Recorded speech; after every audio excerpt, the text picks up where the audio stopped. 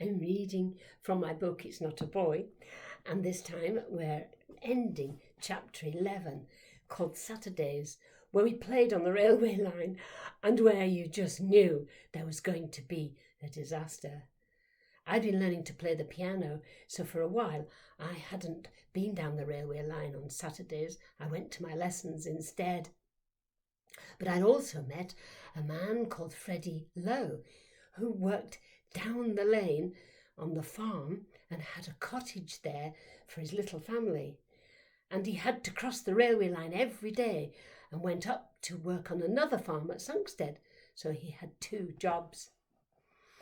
And one night, that awful thing happened that you could not even have guessed at. Our Gwendy and I were in bed, and this is how it all happened. First, we heard some racing footsteps pounding through the darkness outside below our bedroom window. "Help! Somebody! Help! For God's sake, help!" I looked at Gwendy with startled eyes, and she stared back at me unblinking. Then, quick as a flash, we jumped over to our beds just in time to see our train driver as he charged past, and then we heard him banging on our door. "Help! I've squashed a man flat! Flattened his truck with him in it!" There was a long silence as our Gwendy and me listened with hammering hearts, holding our breath and not daring to breathe. Mam stopped playing the piano, and the last lonely note dropped dead on my bed. "Ring for an ambulance, doctor, fire engine, police. Get the whole bloody lot. I've splattered him. For God's sake." We heard Mam take charge and rush next door to ring up on Grandma's phone, and then there was silence. The next thing we heard was Auntie Vera's darting steps as she shot past into the night with the folds of her pretty afternoon frock flying after her. "Hang on, just hang on, Freddie, I've got some water." She ran screaming with a pint mug so full that the water was spilling everywhere. She had a wet dishcloth in her other hand, and she hadn't even stopped to change her strappy best shoes. She stumbled and nearly fell over, so she kicked them off and carried on running down our lane barefoot. We watched her flailing outline till she was just a black whisper of a shadow. "Hang on, Freddie!" Her voice was snatched into the deathly silence, and I knew that Freddie could not hear her. The little baby girl that had just been born next door shrieked from her cot. My stale sweet stuck to the roof of my mouth, and I spat it out onto my comic. Next, we saw everybody, Uncle Sid, my dad, my mum, the engine driver, and even our Katie running down our road. Uncle Sid was shouting that they needed to lift the van off Freddie's body. It would be no use. I just knew that he would be flattened, and his head would be splattered on the rails, just like Terry's penny. We heard Grandma shushing the baby. Then there was nothing. Our Gwendy and me breathed the trembling breath that we'd been holding in for so long. Then the fear came rushing into me. It was a terrifying fear, beyond the fun fear of playing on the railway line, beyond the fear of my music exam, more like the fear of the operation I'd had. I crept into Wendy's bed, holding on to my charm bracelet with my farthing that had not been squashed on the railway line. Then we waited, and nothing happened but our thoughts that were there saying, "Please, somebody come. Please come and help. Please, please." And then at last we heard them. Vehicles speeding down our lane, one after another, and another after another. Help had come at last, and we fell into a frightening sleep. In the morning, I went down and saw Mam and Dad still in their last night's clothes, sitting by the fire with our little black kettle whistling its high-pitched tune. Mam and Dad sat there, not moving, just feeling the pain. They were covered from head to foot with black smoke and dirt. Auntie Vera came in quietly and just stood with us. She still had no shoes on and her feet were thick with mud. Her lovely flowery frock was covered in blood and tears were rolling down her face. But she said nothing. "Poor old Freddie," said my dad at last, and I was glad somebody had said something because I didn't know what to do. Our kettle whistled some more notes that clashed together fiercely. Then Dad took it off the fire and put it on the side so that the notes stopped and crashed to the floor. There was peace at last. But there was no Doreen at our bus stop that Monday, and she never came and stood with us ever again on that little patch of soil. And the next day at school, everything was soon back to normal. Well, it was back to normal for us, but not for Freddie's family.